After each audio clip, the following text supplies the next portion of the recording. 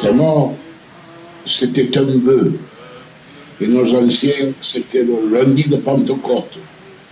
Et une personne ne travaillait. On montait tous en pèlerinage à Saint-Maur, mais il n'y avait pas de procession à l'époque. Seulement, à nous, il y avait les vœux. Les vœux, c'était le tour de la chapelle. Il fallait faire 9 tours en disant le chapelet. Et c'était en continu. Seulement, il n'y avait pas la route. Et il y a une vingtaine d'années, ils avaient laissé encore un morceau de route pour faire les vœux. Et puis maintenant, tout ça a disparu, bien entendu. Et voilà, les gens montaient là-haut et la messe avait lieu du côté nord, pas du côté sud comme maintenant.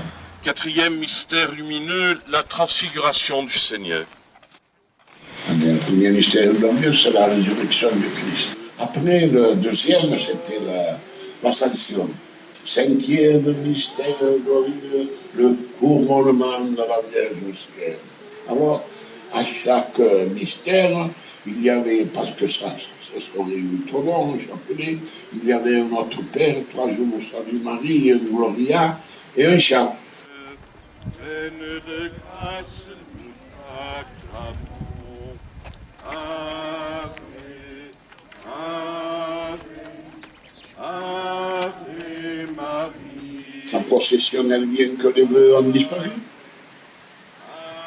Les vœux qu'on faisait autour de la chapelle. Alors, ils avaient coupé la route, et la procession a disparu. Alors, nos anciens se sont imaginés de faire une procession ce jour-là, en partant de la place du village, une demi-heure avant.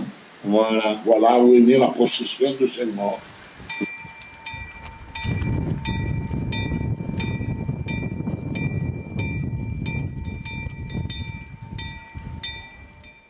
Saint-Maur, c'est un abbé qui était dans un cloître et qui finalement avait certains pouvoirs sur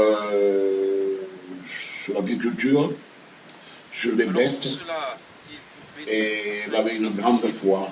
La fête de la messe, il y avait la bénédiction des enfants et la bénédiction des campagnes. Alors je vous bénis au nom du Père et du Fils et du Saint-Esprit. Amen. Et que le Seigneur Dieu Tout-Puissant nous bénisse tous, le Père, le Fils et l'Esprit. Amen. Et nous allons bénir l'Éternel. On demande des grâces pour la maladie, pour les récoltes, pour ne pas avoir d'orage, pas de grêle, pas de demande de grâce. Permis de grandir, de porter du fruit. Alors apprends-nous à reconnaître en toi le Maître. Il y avait une grande foi sur Saint-Maur, mais une légende comme celle-ci, je ne crois pas. S'ils ont fait cette chapelle, là-bas sur le piton de Saint-Maur, c'est qu'il y avait une salle. Mais, qu'est-ce que tu veux, ça, moi je me rappelle plus de tout, puis de toute façon, je n'ai pas l'âge de la chapelle. Je sais que Saint-Maur, c'était bien pété.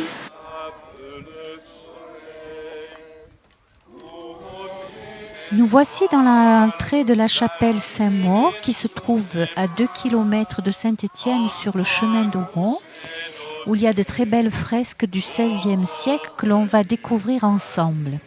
D'abord, tout en haut, nous avons sur la fresque le Christ en croix accompagné des 2 larrons, de Marie et de Saint-Jean. Au-dessous, dans la fresque centrale, nous voyons la Vierge qui est en train d'allaiter son enfant. C'est une chose exceptionnelle de voir la Vierge allaiter son enfant. L'enfant est un peu grand d'ailleurs pour être au sein de sa mère, mais ce n'est pas n'importe lequel, puisqu'il s'agit du Christ, qui est le roi des rois. La Vierge est représentée à genoux. D'habitude, on la voit à genoux sur le sol, alors qu'ici, on a pris la précaution de la mettre sur un petit coussin. Vierge de l'humilité et Vierge donc qui est représentée comme elle était avant d'avoir son enfant, c'est-à-dire sans le voile. Sur cette fresque sont représentés 2 angelots musiciens. L'un d'eux tient d'ailleurs dans sa main un orgue portatif, ce qui nous permet de voir que dès le XVIe siècle, dans la vallée de la Tinée, on savait ce que c'était qu'un orgue. près d'elle se trouve également Saint-Joseph. Saint-Joseph aussi très original puisqu'on l'a habillé à l'orientale. De l'autre côté de cette fresque se trouve d'ailleurs sur la gauche tout d'abord Saint-Maur avec sa crosse d'abbé et de l'autre côté sur la partie droite Saint-Sébastien criblé de flèches. Les deux saints d'ailleurs dont la vie est représentée dans cette chapelle.